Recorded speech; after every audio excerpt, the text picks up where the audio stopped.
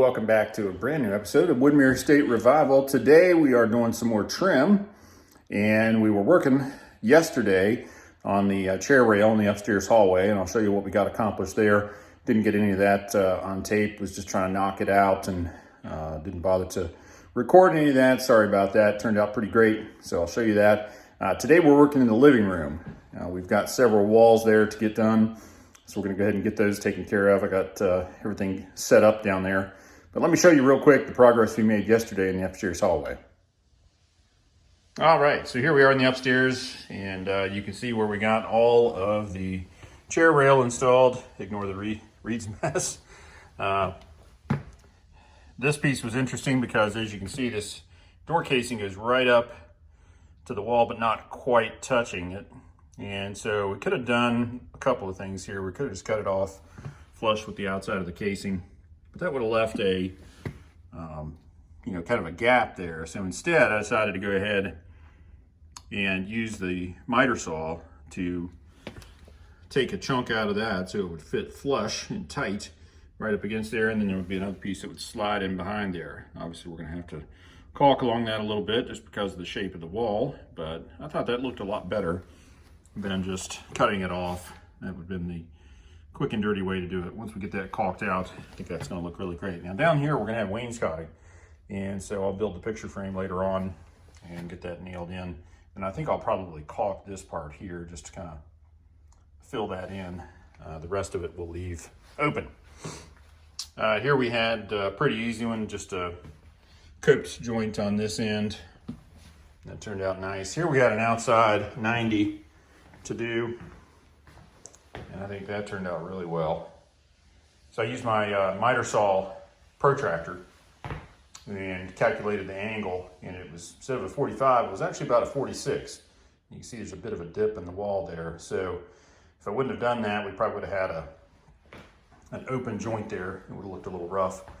But we used those Collins Tool Company clamps that pierce the wood there. You can see those tiny little holes there. They look like nail holes, but they actually, they're real sharp on the end and then just pierce the wood, and then that clamps these pieces real tight together. So we took wood glue, our Titebond glue, and went down in the joint here, and I put 1, 2, 3 of those Collins Tool Company clamps on there, and you can see what a nice tight joint it makes. No gaps or anything to fill, and that joint's really strong. That's not going to open up on you later on as if you just tried to nail it in place. So that makes for a really nice end product there. And then we had a long run down here, single piece cope joint in this corner.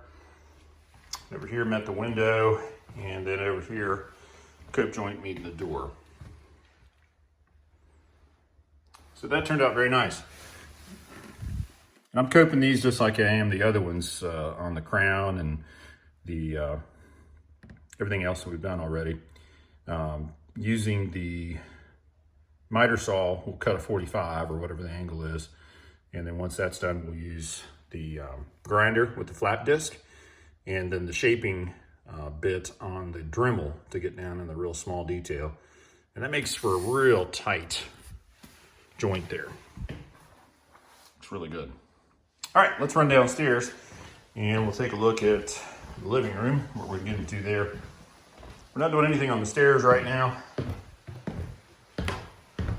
At some point we may come back in and do wainscoting along the stairs. You can see the laser light, got that set up already.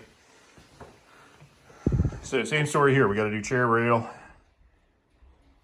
all along this wall, all the way down here to the other side. And for now, we're just going to run it into this corner over here, because I've got to do the fireplace mantle and surround. I'm not exactly sure how I'm going to build that out and how the chair rail is going to meet that. So we'll just leave that part off for now. Over here again, we'll do this piece into the corner, and then these two long pieces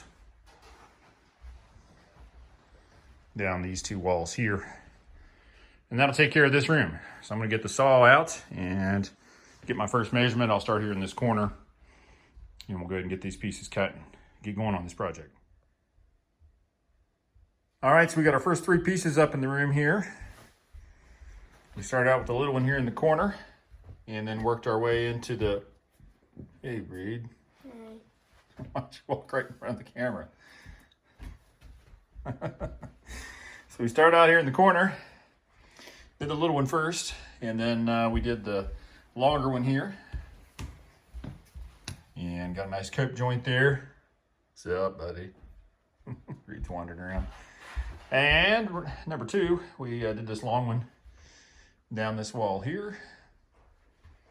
And I just got this next long one cut and coped out on the saw table out there. Again, I use a combination of the flap disc on the grinder, and for the real small detail stuff there, I use the Dremel tool with the wood carving bit on it.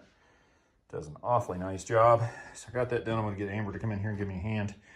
Lift this one into place, and then we'll go ahead and see how the fit looks, see if we gotta take anything off the end at all. Then we'll get that one nailed up. And then that'll just leave us with the one in behind the TV stand, which that'll be fun to get to, and then the two on the ends. All right, so we finally got this piece installed, and it matched up nicely with our cope joint there. Looks really good along the wall there. And now if you look around the room, you'll see all the furniture moved around. We took a break in the middle of putting up chair rail to rearrange the room. We weren't dead set on the previous arrangement, so we wanted to try to move things around a little bit. So we moved this big beast of a entertainment center over there and put the little ottomans beside it, and then flanked the stairs with the yellow chairs here. And then we ended up putting the couch over on this wall. That way from the couch, you got a good view of the fireplace, good view of the TV. So we're still not dead set on this arrangement either. Ultimately, we may end up taking the big entertainment center to the family room and then moving the blue couch back over there, and then putting another piece of furniture on this wall, and then making some built-ins for these on either side of the fireplace here, rather than using these bookcases.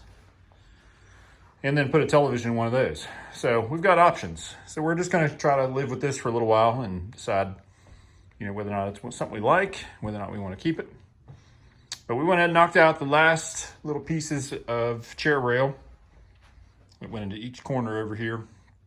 So now we got both of those done. And we just got done picking up most of the tools and everything. Once we get our furniture figured out, then we'll have a better idea what we want to do over here around the fireplace. Because again, if we do a built-in, then we may end up building the mantle and all that other stuff a little bit differently. If we end up doing a freestanding mantle, we'll probably stop the mantle short of the corner a little bit. And then that'll allow us to bring the chair rail all the way around behind these bookshelves and then around the corner and actually make it, kind of butt up, die into the end of the mantle there, which would look pretty cool. So the wainscoting would kind of wrap around the fireplace there. So anyways, we're just kind of feeling our way through this, decide what we really want to do here. But that's going to wrap things up here in the living room for this evening. All right, so I hope you guys enjoyed hanging out with us today. Knocked out some more projects around here. Every time we work, we get a little bit closer to being finished. And it's exciting to see this project coming to a close. We're looking forward to getting the main house done. Soon we're going to start construction on the detached garage with in-law suite at the other end of the road.